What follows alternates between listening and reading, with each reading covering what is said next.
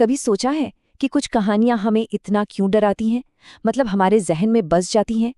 आज हम एक ऐसी ही मशहूर भूतिया कहानी की परतें खोलने वाले हैं।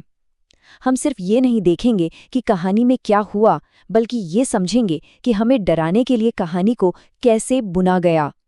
चलिए इस सफर की शुरुआत करते हैं। कहानी की शुरुआत बस इसी एक लाइन से होती है।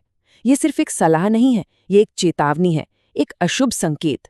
यहीं से हमारे मन में डर का पहला बीज बो दिया जाता है। आखिर कौन है वो अनजान जिससे बात नहीं करनी? तो डर की ये जो नींव है वो रखी जाती है एक ऐसी जगह पर जहां इंसान शायद सबसे ज्यादा अकेला और असुरक्षित महसूस करता है। एक सुनसान अकेला स्टेशन।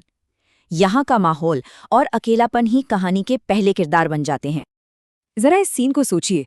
रात के 12 बजे हैं, एक सुनसान रेलवे स्टेशन। ट्रेन 3 घंटे लेट है और प्लेटफॉर्म पर आपके सिवा कोई भी नहीं है। कहानी हमें एक एक करके ये सारी बातें बताती है, जिससे हमारा हीरो जतिन एक ऐसी सिचुएशन में फंस जाता है जहां मदद की कोई गुंजाइश ही नहीं। डर के लिए इससे अच्छा स्टेज और क्या हो सकता है भला। देखिए, भीड़ हमें एक अजीब सी हिम्मत देती है ना, एक सुरक्षा का एहसास।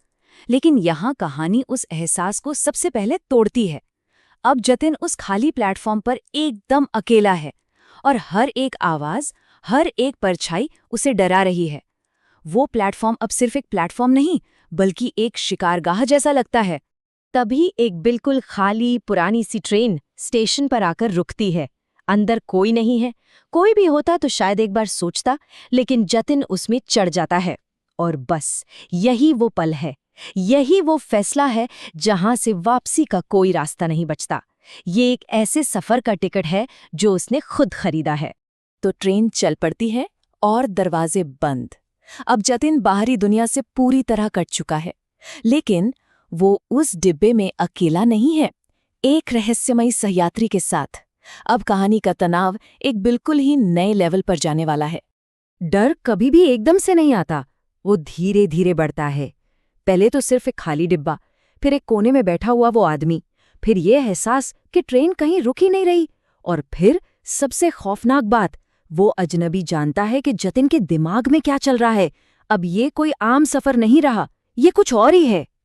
अब फिर वो पल आता है जब सारा भ्रम टूट जाता है।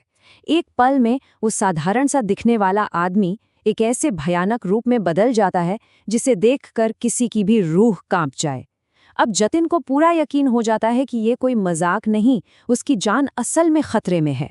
लेकिन हर भूत की एक कहानी होती है। ये सिर्फ एक डरावना साया नहीं, बल्कि एक ऐसा इंसान था जिसके साथ बहुत बुरा हुआ था। उसका गुस्सा, उसका दर्द ही उसे इस ट्रेन से बांधे हुए है। और अब हमें सिर्फ डर नहीं लगता, बल्कि शायद उसके लिए थोड़ा अफसोस भी होता है। किसने कहा कि मैं जिंदा हूं? ये एक सवाल नहीं है, ये एक ऐलान है। इस एक लाइन के साथ जतिन के मन में जो भी छोटा मोटा शक था, वो सब खत्म हो जाता है। अब वो जानता है कि वो किसी इंसान के साथ नहीं, बल्कि एक भटकती हुई आत्मा के साथ सफर कर रहा है। अब कहानी अपने क्लाइमैक्स पर पहुंचती है, लेकिन यहाँ कोई लड़ाई झगड़ा नहीं होने वाला। ये लड़ाई जतिन की अपने अंदर है। उसे एक ऐसा फैसला लेना है जो सिर्फ उसकी जान नहीं, बल्कि उसकी रूह का भविष्य तय करेगा। अब भूत को जतिन की जान नहीं चाहिए, उसे कुछ और चाहिए। उसे मुक्ति चाहिए। और अब ये भागने की लड़ाई नहीं रही, ये एक सौदेबाजी बन गई है, जहां दांव पर खुद जतिन की आजादी लगी है। जतिन के सामने 2 रास्ते रखे जाते हैं, और दोनों ही रास्ते नर्क की ओर जाते हैं। या तो वो उस भूत की जगह ले और खुद इस श्राप का हिस्सा बन जाए, या फिर इनकार करके हमेशा के लिए इसी ट्रेन में एक और भूत बनकर भटकता रहे।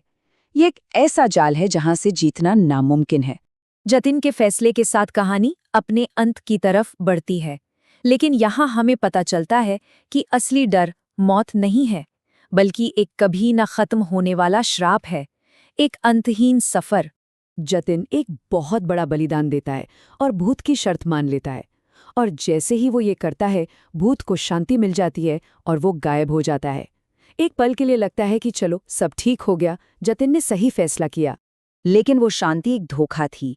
जाल टूटा नहीं है, सिर्फ शिकारी बदल गया है। जतिन उस श्राप के चक्र से बाहर नहीं निकला, बल्कि अब वो खुद उस चक्र का सेंटर बन गया है। ट्रेन के दरवाजे खुलते हैं, सामने आज़ादी खड़ी है, लेकिन जतिन जानता है कि वो कभी इस ट्रेन से बाहर नहीं जा सकता। उसका शरीर शायद आज़ाद हो जाए, लेकिन उसकी आत्मा, वो अब हमेशा के लिए इस ट्रेन से बंध चुकी है। और यही वो चीज़ है जो इस कहानी को इतना ज़्यादा खौफनाक बनाती है। ये कहानी वहीं ख़त्म होती है जहाँ से ये शुरू हुई थी। इसका कोई अंत नहीं है। ये एक अंतहीन लूप है। जतिन अब अगले शिकार का इंतज़ार करेगा, ठीक वैसे ही जैसे किसी ने उसका इंतज़ार किया था। और कहानी हमें बस इसी एक सवाल के साथ छोड़ जाती है, इस सफर की अगली सवारी कौन होगी? ये सवाल डर को सिर्फ कहानी तक नहीं रखता, बल्कि उसे हमारी दुनिया में ले आता है और हमें ये सोचने पे मजबूर करता है कि कहीं अगली खाली सीट किसी और का इंतजार तो नहीं कर रही।